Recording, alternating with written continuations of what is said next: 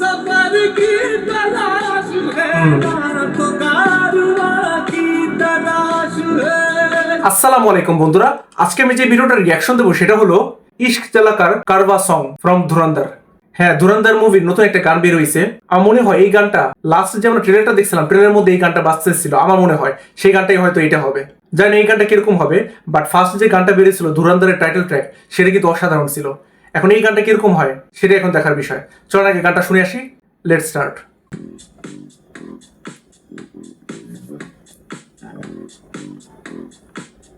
Studio's presence, huh? रूप टूट के कांच की तरह चुप गई तो क्या अब देखा जाएगा।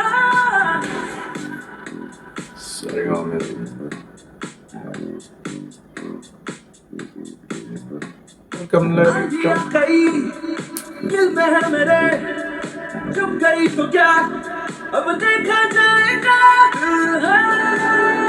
टूटा मेरा मैं इश्क जला कर आ गया। दिल है टूटा मेरा मैं इश्क जला कर आ गया।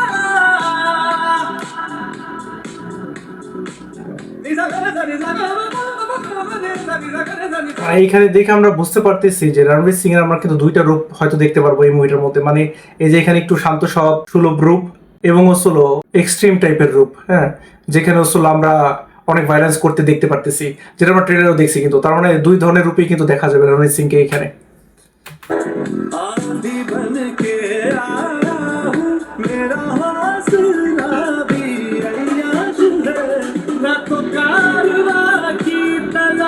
হ্যাঁ, এই গানটাই আর কি আমরা ট্রেলারে শুনছিলাম। হ্যাঁ, তার মানে আসলে আমি যেটা ভাবছিলাম সেটাই আর কি।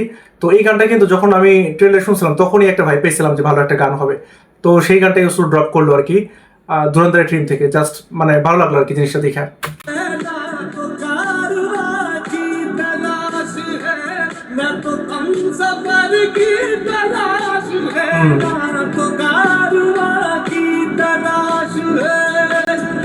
গানটা কিন্তু অনেক সুন্দর আছে। মানে আমি ভাইবটা পাইতেছি। হ্যাঁ, যদিও ট্রেলারের মধ্যে বুঝতে পারছি না, বাট এখানে কিন্তু আরো মানে ভালো লাগতেছে পুরো গানটা শুনতে আর কি। যাই হোক, বাকিটুকু আমরা শুনি এখন।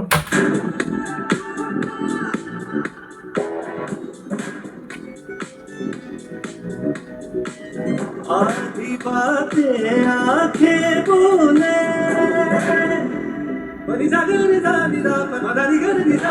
आधी बातें आंखें बोले बातें आधी কান্না করতেছে। এরকম রূপ কিন্তু আমরা দেখি নাই ট্রেলারের মধ্যে। হ্যাঁ, রণবীর সিং এখানে কান্না করতেছে।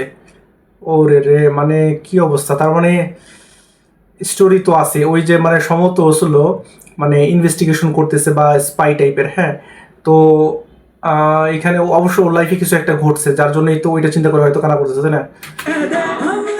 ও, সবারই তো একই রূপ দেখা যাচ্ছে। হ্যাঁ, সবাই মানে কান্না অবস্থায়। এরকম রূপ কিন্তু আমরা দেখি নাই আসলে ট্রেলারের মধ্যে। মানে এই গানটার মধ্যে কিন্তু আলাদা ভাইবই পাইতেছি। আমি এটা এক্সপেক্ট করি অন্তত।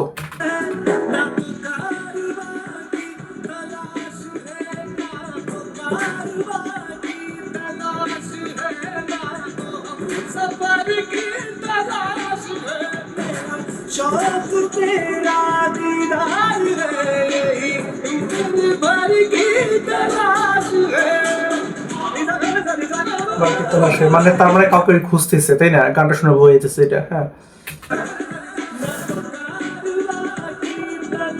সম্ভবত আসলে ওই যে আমরা যে দেখলাম যে ট্রেলার শুরুতে যে দেখছিলাম আর্জুন রামপালের ক্যারেক্টারটা। হ্যাঁ, তো হয়তো আর্জুন রামপাল যেহেতু পাকিস্তানের, আমার মনে হয় আর্জুন রামপালকে খুঁজতেছে, এরকম হইতে পারে আর কি।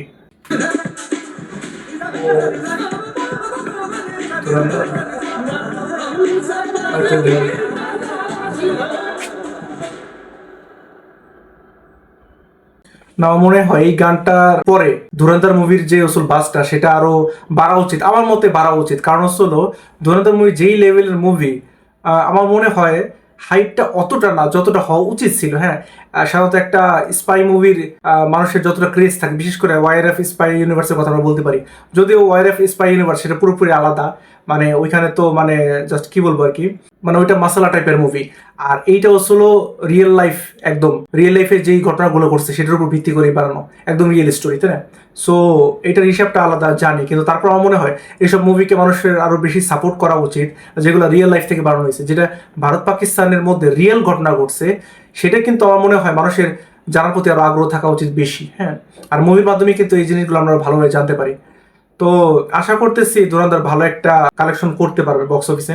এখন দেখা যাক যে আমরা যতটা এক্সপেক্ট করতেছি সেরকম কালেকশন করতে পারে কিনা এই মুভিটা।